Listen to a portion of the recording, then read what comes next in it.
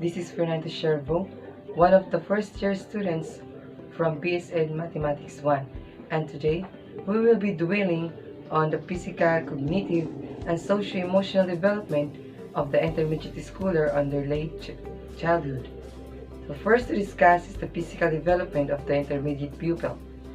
So the steady and gradual changes happening in the children at this stage, especially with their increasingly familiarity with schoolwork and other possible activities, provide them with a greater opportunity to develop their motor functioning. Physical changes. Children in their late childhood stage always seem to be in a hurry. They get so busy with their schoolwork, interacting with other friends, exploring other possible activities, but this period of physical development seems to take on a leisurely pace. On the average, girls are generally as much as 2 years ahead of boys in terms of physical maturity. Puberty may begin early, budding breast for girls, which is the initial sign of puberty.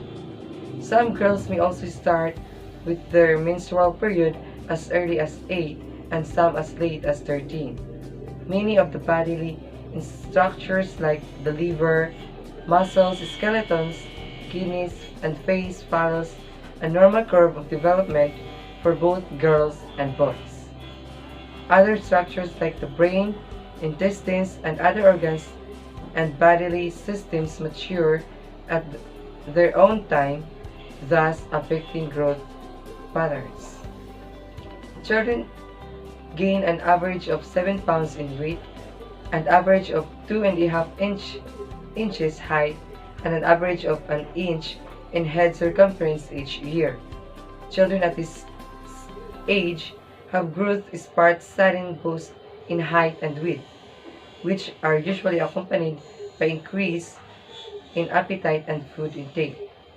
Increase in body fats also occurs in preparation for growth that occurs during adolescence. The body in fat in increase occurs either in girls and is greater in quantity. Girls appears to be chubby, while boys tend to have more lean body mass per inch of height than girls. These are all the normal part of development. The differences in body composition become very significant during adolescence. At this stage, children may become very concerned about their physical appearance. Girls especially may become concerned about their weight and decide to eat less. Boys may become aware of their stature and muscle size and strength. Since this stage can bring about insecurities, parents and teachers must be very conscious, must be designed so that children will be guided into the right direction. Children must be given opportunities to engage themselves in worldwide activities that first, promote healthy growth, second, give them a feeling of accomplishment, and third, reduce the risk of certain diseases. This stage is also characterized by advanced development of their fine and gross motor skills. Muscle strength and stamina increase as they are offered different physical activities. Children may become more interested in physical activities where they can interact with friends and families. Activities which they can share with parents show children that exercising can be fun.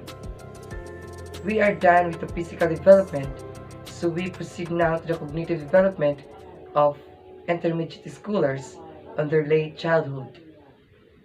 According to Jean Piaget, concrete operational thinkers can now organize thoughts effectively, although they can only logically perceive the immediate situation. They can apply what they have learned to situations and events that they can manipulate. Thus, their reasoning and logical thinking are still very limited. Initial cognitive characteristics. Intermediate school children's thinking skills have become more effective as compared during their primary years. Their schoolwork is now more complicated. Reading text have become longer. Problem solving has become an everyday part of their lives. Their ability to use logic and reasoning give them chances of thinking about what they want and how to get it. They now become very interested in talking about the future or even their potential careers. The development is special interest in collections, hobbies, and sports. They are even capable of understanding concepts without having direct hands-on experiences. Reading development. Children in this stage is marked by a wide application of word attack. Because of the presence of previous knowledge, they now have a wide tendency of vocabulary which enables them to understand the meaning of unknown words, though context clues. They are no longer into the fairy tales and magic type of stories, but are more interested in longer and more complex reading materials. Examples are the fiction books and series books. Attention. Other children have longer and more flexible attention span compared to younger children. Their span of attention is dependent on how much is required by the given task. In terms of schoolwork, children can concentrate and focus more for longer period of hours, especially if they are highly interested in what they are doing. Creativity. According to James Russell Lowell, creativity is not the finding of a thing, but making something out of it after it is found. So, children at this stage are open to explore new things. Creativity is innate in children. They just need a little guidance and support from their parents, teachers, and people around them. They are usually at their best when their work is done in small pieces. The impact of media. Television viewing is a highly complex, cognitive activity during which children are electively involved in learning. This is a quotation by Anderson and Collins on 1988. The impact of the use of television and other media like the computer has gained popularity because students are given more opportunity to first communicate effectively in speech and in writing. Second, work collaboratively. Third, use technological tools. Fourth, analyze problems, set goals, and formulate strategies for achieving these goals. And lastly, seek out information or skills on their own as needed to meet their goals. Media and aggression. Violence and aggression are often dubbed as one of the results of media. According to Public Health Summit in 2009, the following are some of the negative results of media. First, children will increase antisocial and aggressive behavior. Second, children may become less sensitive to violence and those who suffer from violence. Third, children may view the world as violent and mean, becoming more fearful of being a victim of violence. Fourth, children will desire to see more violence in entertainment and real life. And lastly, children will view violence as an acceptable way to settle conflicts. The school and the home provide children with unlimited access to media, not only televisions and computers, but also videos, movies, comic books, and music lyrics. Having a role model is extremely important for children at the stage of transition from childhood to adolescence. Role models also provide them with motivation to succeed. One of the most important roles of teachers is to become a very good role model for them. Teachers. Teachers need to be an eager participant in children's growth and development. Second, teachers must understand how to use the children's natural curiosity to help make the appropriate development leaps in their skills and abilities. And teachers must create an atmosphere where risks can be taken and discoveries made while children remain safe. We'll now move on to the socio-emotional development of intermediate schoolers, so under late childhood. At this period of socio-emotional development, children are spending less time in the home. So older children have already familiarized themselves with other children. They are already used to interact with different ages and gender.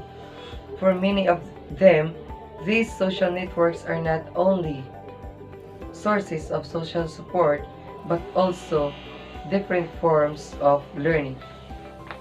Emotional development. Children in this stage show improved emotional understanding, increased understanding that more than one emotion can be experienced in a single experience. They may also show greater ability to show or conceal emotions, utilize ways to direct feelings, and a capacity for genuine empathy. Another milestone in this stage is the development of the children's emotional intelligence, or the EQ, which involves the ability to monitor feelings of oneself and others and use this to guide and motivate behavior. Emotional intelligence has four main areas. The first is the developing emotional self-awareness. Second, managing emotions. Third, reading emotions. And fourth, handling emotions. Building friendship. As children go through this late childhood, the time they spend in peer interaction increases. For them, good peer relationships are very important. At this stage, children prepare to belong to the same-sex group pairs. Popular children, which peers find very positive, have the following skills. First, they give out reinforcement. Second, they act naturally. Third, they listen carefully and keep open communication. Fourth, they are happy and are in control of their negative emotions. Fifth, they show enthusiasm and concerns for others. On the other hand, there are the characteristics of why the group or majority of the peers develop negative feelings toward rejected children. First, they participate least in the classroom. Second, they have negative attitudes on school, tiredness, and attendance. Third, they are more often reported as being lonely. Fourth, aggressive. In boys, they become impulsive, have problems in being attentive and disruptive. They are emotionally reactive and slow to calm down. That is for boys. They are fewer social skills to make them maintain friends. Family. Family support is crucial at this stage, which characterized by success and failure. If children do not find a supportive family when they find their interest, they can easily get frustrated. If families are seen as a primary support system, failures and setbacks become temporarily and surmountable rather than something that is attributed to personal flaws and deficits. This time is a crucial time for children to develop a sense of competence. A high-quality adult relationship, specifically family relationship, enables them to successfully go through the stage of development. Now, we are done discussing the development of the late childhood, the intermediate schooler. So in my next video, I will give you such information about the physical, cognitive, and socio-emotional developments of high school learners during their adolescence. Thank you.